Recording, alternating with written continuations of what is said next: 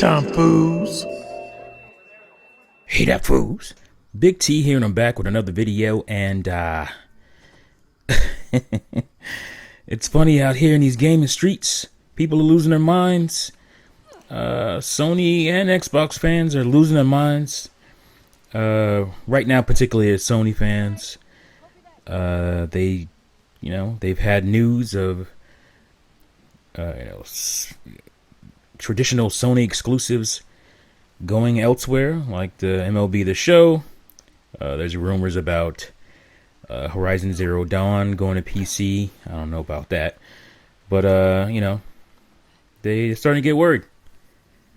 And I'm just sitting back confused. Because, I have at least 5 videos on this subject talking about exclusives and why they matter and all that good stuff. But, when I used to bring that stuff up before, a lot of these Sony guys, Xbox guys, were mostly Sony guys. Were like, oh no, it's about multiplats. That's what brings value to a console and all that good stuff. And I mean, let's just call it what it is. It's basically whatever I can say to combat your narrative at the moment. That's what the fact is. So basically, especially during Wii U, because Wii U had some beautiful exclusives that are now coming to the Switch. I'm not sure how to feel about that. Like, I'm glad that these games are getting shine, but I'm also, I'm a historian. I'm a gaming historian, collector, and games bring value to a system. And I know the times are changing, but there's a part of me that's like, that's stealing value away from that thing that I had at that moment and what I was feeling at that time. And I'm not too sure how I feel about that. I'm not going to say I don't like it, but I'm not going to say I like it either. But yeah, during the Wii U had great exclusives and, barely any third-party multiplats. And the ones that did have, had issues. They were kind of afterthoughts and didn't have the effort put into them to make them up to par. So, Nintendo fans, I mean, and this is not something we jumped on because of Wii U, as far as how we felt about exclusives. This is something that we've always touted, is that our exclusives are the best in the industry. Hate it or love it, it's a fact. Nintendo makes the best games. You can try to downplay them by saying they're for this audience or that audience. Matters not. The quality of the games and, the impact of the games is there, regardless of how you feel about it. But, this is just something we've always touted. We have the best exclusives, and that's what brings value to, our console purchase, at least. And we would think most people were like that. PC guys back in the day, especially 90s, were all about, well, these are the type of games that consoles can't run. They can't play these types of games. You can't have RTSs intuitively. You can't have point-and-click adventures intuitively on a console. And that's why I love my PC. And I was cool with that. I understood that because I also had a PC as well because I liked those games. FPSs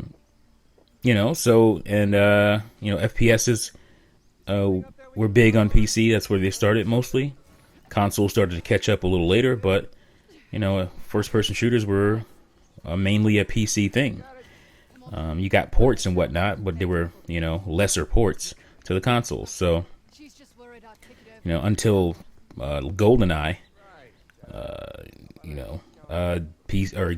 first-person shooters on PC or on consoles weren't really all that great. I mean, they were there, but they didn't really have that impact that GoldenEye had. So this has always been a thing, and it's not just in video games. Like, if you want something, a particular company wants your attention, they want your dollars, and they make something that's that you like, They want you to come to them. It's just the way business works.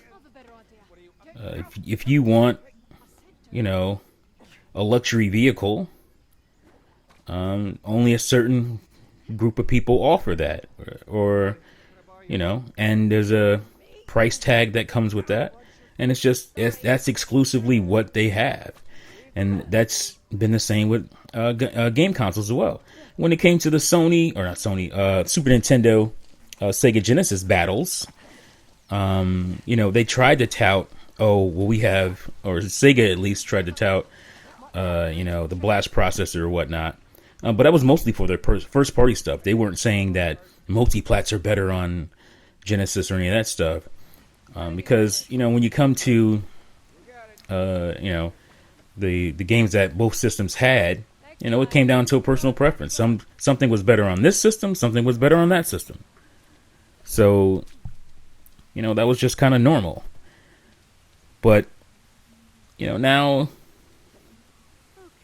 people are, especially PC guys, like, you guys were all about exclusives. It was all about the exclusive things that PC could do back in the day.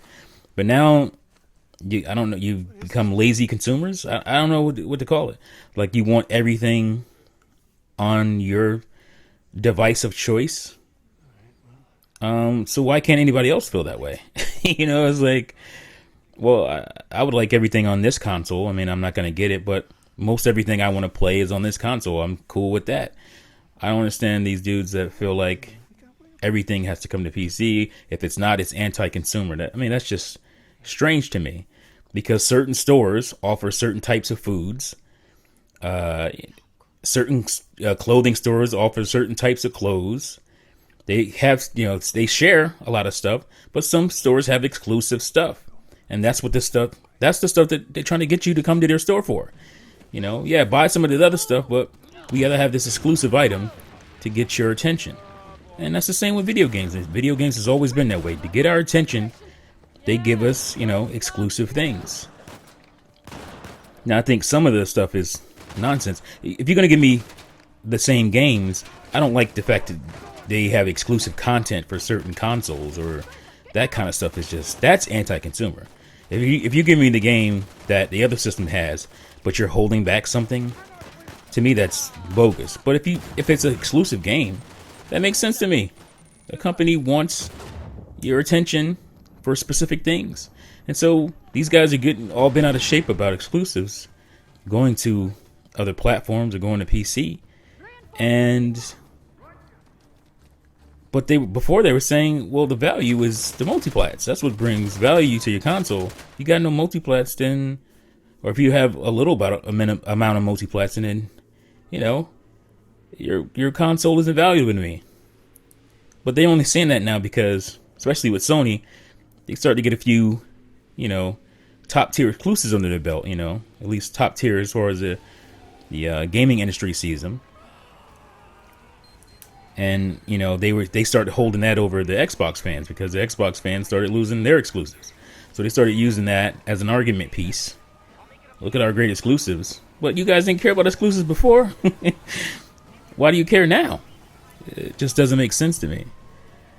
But it does. I mean, like I said, it's just for argument's sake.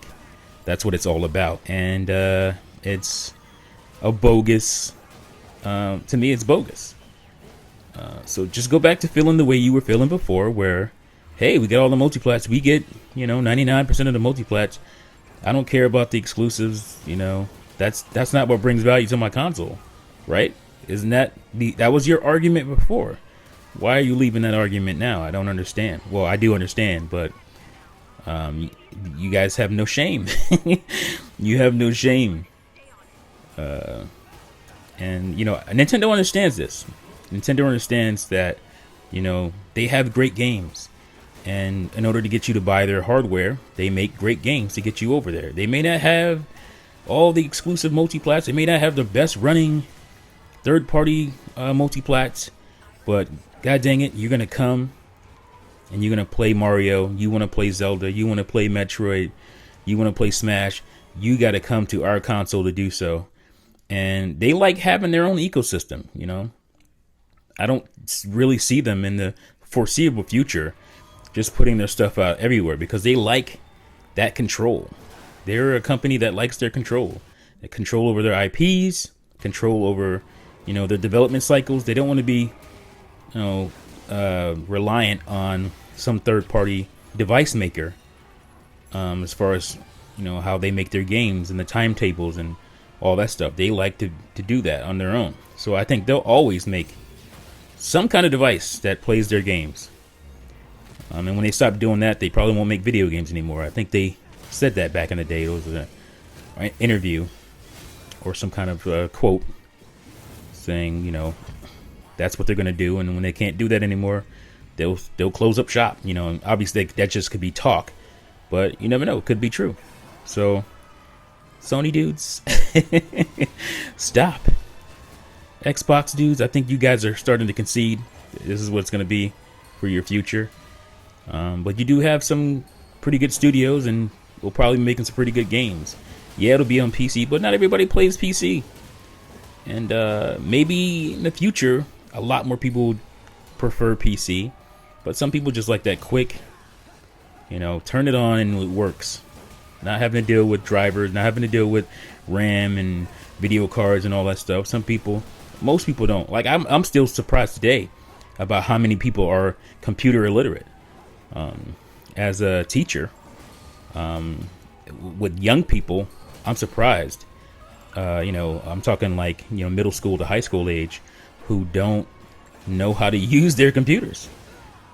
But they know how to turn on a Switch, a Nintendo Switch. They know how to turn on an Xbox. They know how to turn on a PS4, put the game in and play. So this is going to be a thing for a while. And so I'm sorry, PC guys, like, it's just not going to happen anytime soon, I don't think. So stop talking this anti-consumer stuff. It's silly. It makes you sound bitter. And nobody likes bitter gamers. So yeah, that's it for my little discussion here, guys. Let me know what you think in the comments below. Do you think these guys are kind of hypocritical and overly critical about exclusives? And with their past arguments, they're not matching up. So let me know what you think in the comments below. Thank you as always for watching and listening, and I'll see you folks next time. Peace out.